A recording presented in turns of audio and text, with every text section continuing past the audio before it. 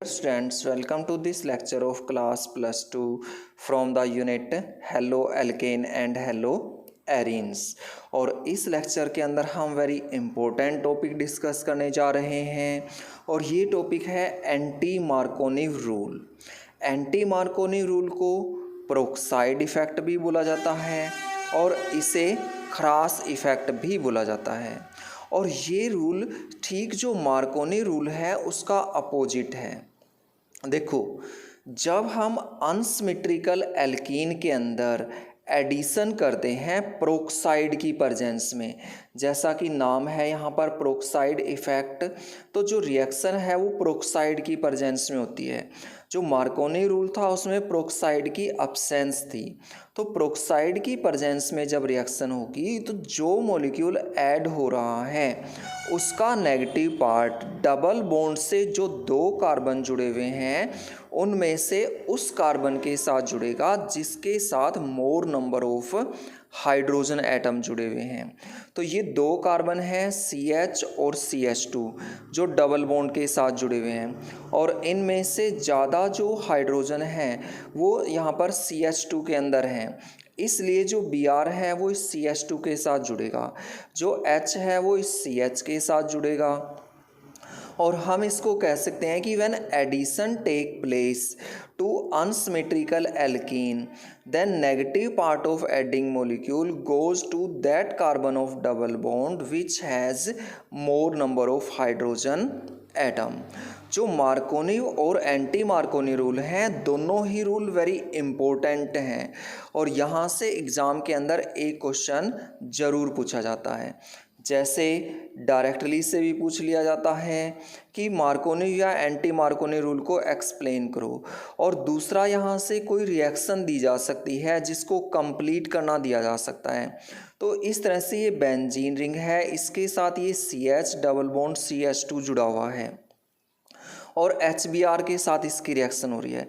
तो यहाँ पर रिएक्शन के ऊपर कुछ भी शो नहीं किया हुआ है, तो दोनों में से कौन सा रूल यहाँ पर अप्लाई होगा? यहाँ पर अप्लाई होगा मार्कोनिव रूल, क्योंकि मार्कोनी रूल की जो रिएक्शन है वो अब्सेंस ऑफ प्रोक्साइड के अंदर होती है।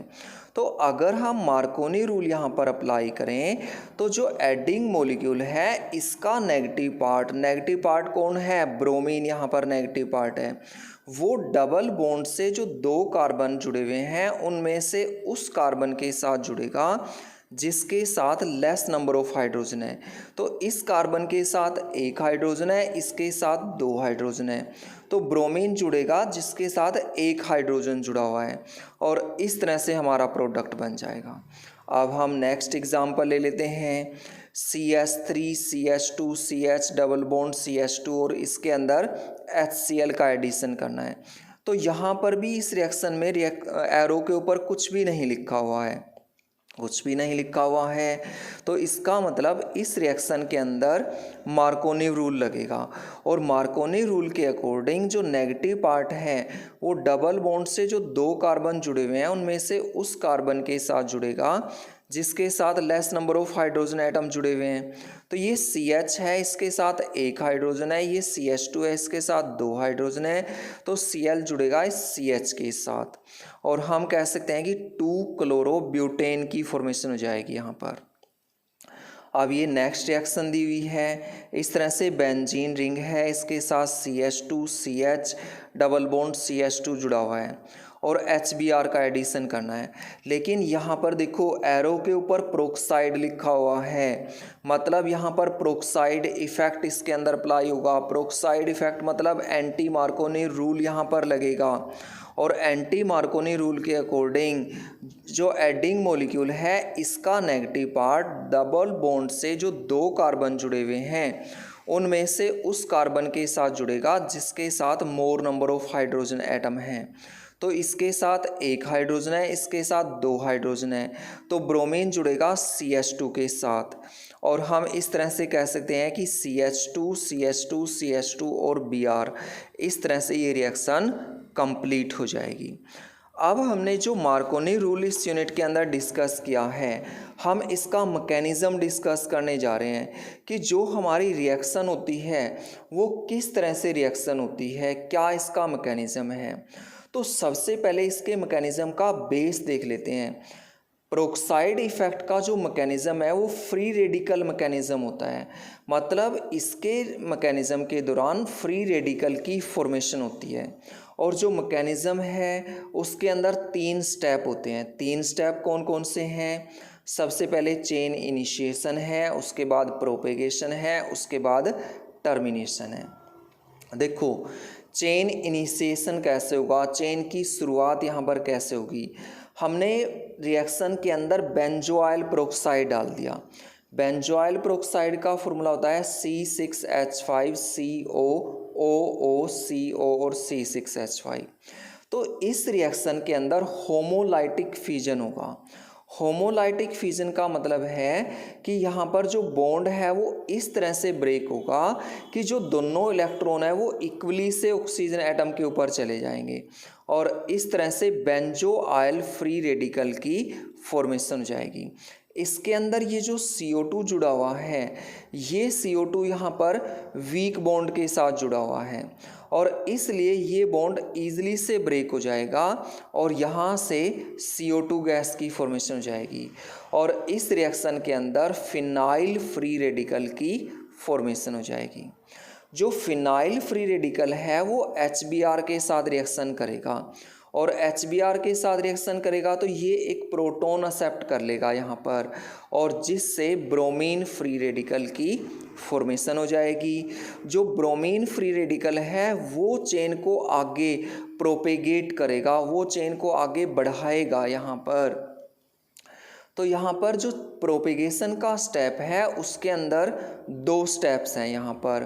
फर्स्ट स्टेप के अंदर जो ब्रोमीन फ्री रेडिकल है वो ऐड होगा डबल बॉन्ड के अंदर और इस तरह से ऐड होगा कि वो एक मोर स्टेबल फ्री रेडिकल देगा और इस तरह से अगर हम देखें तो CH3CH डबल बॉन्ड CH2 है। जो ब्रोमीन फ्री रेडिकल है वो इस डबल बॉन्ड से एक इलेक्ट्रॉन एक्सेप्ट कर लेगा। अब जो एक इलेक्ट्रॉन रह गया है वो इस CH के ऊपर भी जा सकता है और इस CH2 के ऊपर भी जा सकता है। लेकिन अगर हम फ्री रेडिकल की स्टेबिलिटी देखें तो सबसे ज़्यादा स्टेबल होता है टर्सरी फ्री रेडिकल, उसके बाद सेकेंडरी फ्री रेडिकल और उसके बाद प्राइमरी फ्री रेडिकल। तो यहाँ पर टर्सरी तो बन नहीं सकता इसके अंदर, तो यहाँ पर बनेगा सेकेंडरी फ्री रेडिकल। उसके बाद जो यहाँ पर सेकेंड स्टेप है इसके अंदर फ्री रेडिकल अब्स्ट्रैक्ट कर लेगा, रिमूव कर लेगा एक प्रोटॉन को HBr से और इस तरह से यहाँ पर एडिशन कंप्लीट हो जाएगा। ये यहाँ पर फ्री रेडिकल है और HBr के साथ इसकी दोबारा रिएक्शन हुई तो इसने ये प्रोटॉन इसमें से रिमूव कर दिया और इस तरह से 1 ब्रोमो प्रोपेन की यहाँ पर फॉर्मेशन हो गई और ब्रोमीन फ्री रेडिकल यहाँ पर दोबारा से बन गया। उसके बाद यहाँ पर थर्ड स्टेप होगा टर्मिनेशन। जो टर्मिनेशन है इसका मतलब होता है एंडिंग से, कि जो चेन है उसकी एंडिंग किस तरह से होगी।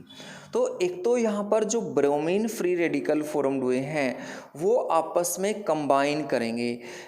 एक ब्रोमीन फ्री रेडिकल के पास एक अनपेयर्ड इलेक्ट्रॉन है तो 2 ब्रोमीन फ्री रेडिकल के पास 2 इलेक्ट्रॉन हैं, दोनों अपना एक एक इलेक्ट्रॉन शेयर करके बॉन्ड बना लेंगे और इस तरह से Br2 की फॉर्मेशन हो जाएगी।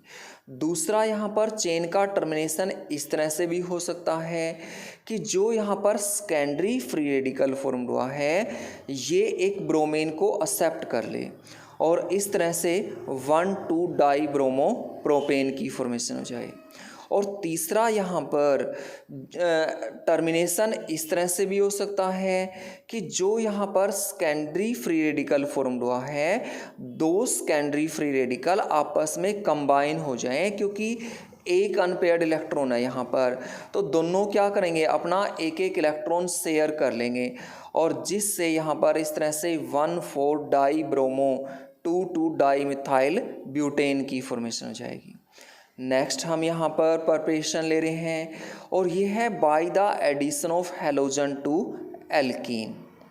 अगर हम एल्कीन के अंदर हेलोजन का एडिशन करें तो ये कार्बन टेट्राक्लोराइड की प्रेजेंस में होता है और इस रिएक्शन के अंदर विनाइल डाई हैलाइड की फॉर्मेशन हो जाती है। ये जो डबल बॉन्ड है ये सिंगल बॉन्ड के अंदर कन्वर्ट हो जाएगा और प्रत्येक जो कार्बन है उसके साथ एक एक यहाँ पर हाइड्रोजन जुड़ जाएगा। और ये जो रिएक्शन है इसका यूज किया जाता है to test the presence of double bond, कि कोई भी जो कंपाउंड है उसके अंदर डबल बॉन्ड प्रेजेंट है या नहीं है, इस बात का पता लगाने के लिए इसका यूज किया जाता है।